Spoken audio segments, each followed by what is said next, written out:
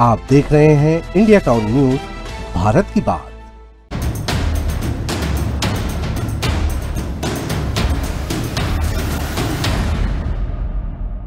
गरीबों को सर पर छत देने का सपना, शासन की महत्वाकांक्षी IHSDP योजना, जिसका मकसद था शहर को झुग्गी झोपड़ी मुक्त बनाना, लेकिन हकीकत कुछ और ही है।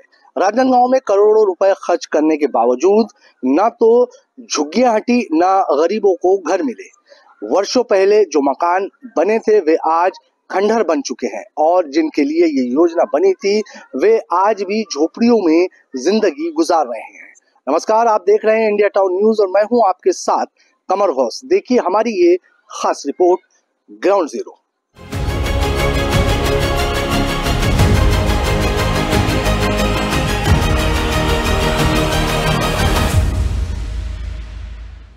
छत्तीसगढ़ का वो शहर जहां सरकार ने झुग्गी झोपड़ी मुक्त शहर का सपना देखा था, साल 2017 में IHSDP योजना के तहत गरीबों को पक्का मकान देने की योजना बनी थी।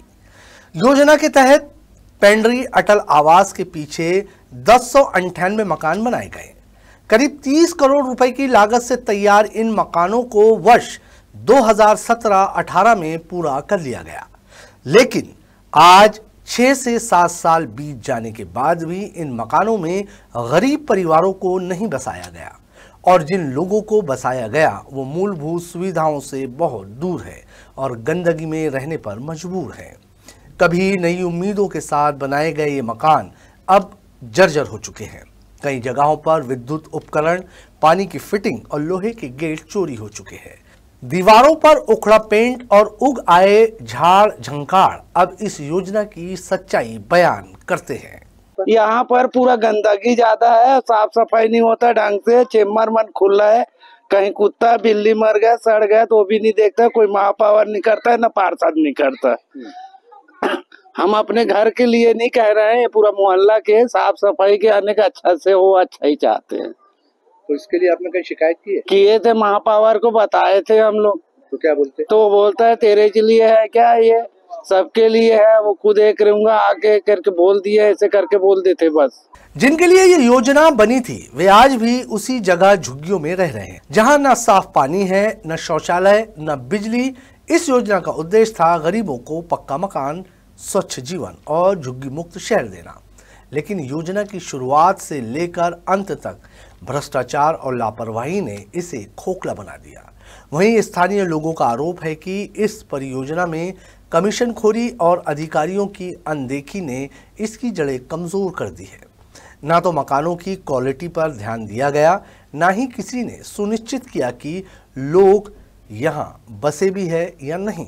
जैसा कि इस वक्त हम पेंडी में मौजूद है और यहाँ पे जो सरकार के जरिए लोगों को मकान दिए गए हैं, जब हमने ग्राउंड जीरो पर आकर यहाँ पर जायजा लिया तो सामने बात ये आई है कि कई ऐसे लोगों को यहाँ पे मकान दिए गए हैं जिनके पास मकान नहीं है और वो दूसरों के अलॉट मकानों में घुसे हुए हैं। और ये मकान अलॉट करने का काम आपको बता दें कि नगर निगम के जो अधिकारी हैं उन्होंने ही किया है।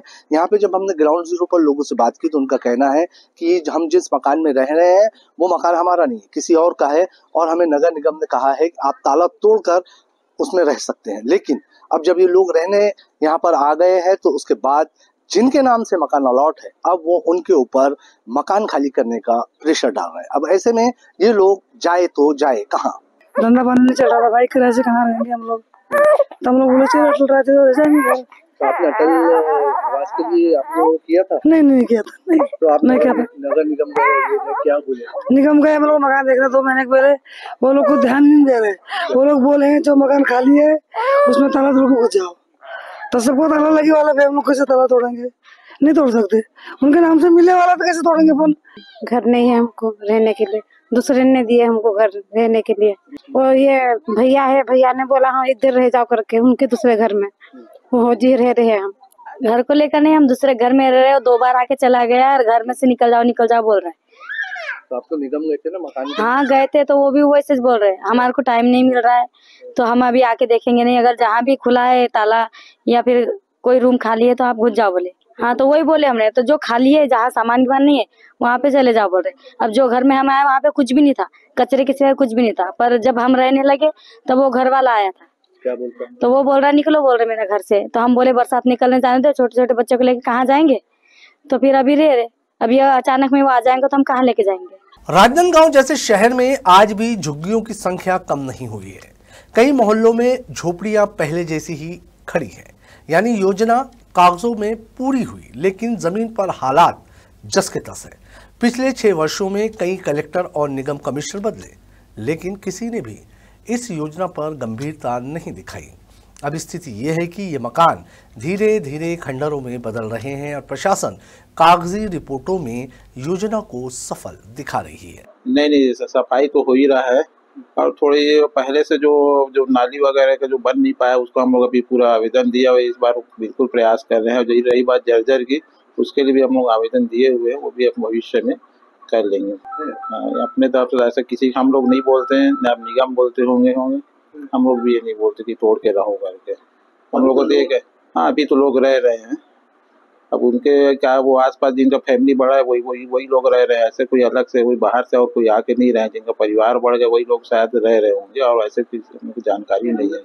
नहीं, अब उनको निगाह में कौन बोला इसके बारे में संज्ञान में नहीं, लेकिन हमने किसी को ऐसा नहीं कहा कि तोड़ के रहो। आपसे सिस्टम से रहिए, वहाँ आवेदन दीजिए, उनके माध्यम से आप लोग रह सकते हैं। जो रह रहे हैं वाइट टाइप से उनको तो बिल्कुल खाली करवाएंगे, या उनका भी जो जैसा सिस्टम है उनके अनुसार उनको फिर आवंटन करवाएंगे। नहीं ऐसा देखिए, हमारे यहाँ अगर रह रहे होंगे पिंडी में तो उसके ऐसा नहीं है कोई जो वो क्या बोलना चाहिए, झोपड़पट्टी में कोई नहीं रह रहे हैं। यहाँ कई लोग ऐसे हैं कि यहाँ वो मकान ले लिया छोड़ के चले गए, या किराए में भी कई लोग की शिकायत हम लोग आया था ये विषय। तो इसको हम लोग अभी सर्वे फिर करेंगे, कौन किनका मकान है इसको हम लोग बारीकी से और देख के समझ के उनको खाली करवाएंगे। अगर किराया होंगे तो उनको खाली करवाएंगे, जिनके नाम से आवंटन हो उनको वहाँ रहने दिया, नहीं उनको फिर तो दूसरे जिनको जरूरतमंद है उनको फिर देंगे। लोगों का कहना है कि यदि समय रहते इन मकानों में लोगों को बसाया जाता तो आज हजारों परिवारों को छत मिल चुकी होती, लेकिन अब ये ईंट पत्थरों का ढांचा भ्रष्टाचार और बेईमानी का प्रतीक बन गया है। राजनांदगांव के नागरिकों की मांग है कि सरकार इस योजना की जांच कराए और जिम्मेदार अधिकारियों पर कार्रवाई करे, क्योंकि जनता का कहना है जब तक जवाबदेही तय नहीं होगी तब तक गरीबों का सपना अधूरा रहेगा। शासन की महत्वाकांक्षी योजनाएं तभी सफल होती है जब उनका लाभ वास्तव में गरीबों तक पहुंचे। IHSDP जैसी योजनाएं अगर भ्रष्टाचार और लापरवाही में उलझ जाएं तो सिर्फ भवन खड़े होते हैं, घर नहीं बसते। राजनांदगांव के पेंड्री अटल आवास के ये जर्जर मकान याद दिलाते हैं कि विकास सिर्फ बजट से नहीं बल्कि ईमानदार नियत और जवाबदेही से होते हैं। हमारी इस ग्राउंड जीरो में फिलहाल इतना ही। कैमरामैन अवधेश यादव के साथ Qamar Ghaus, India town news, Rajnandgaon.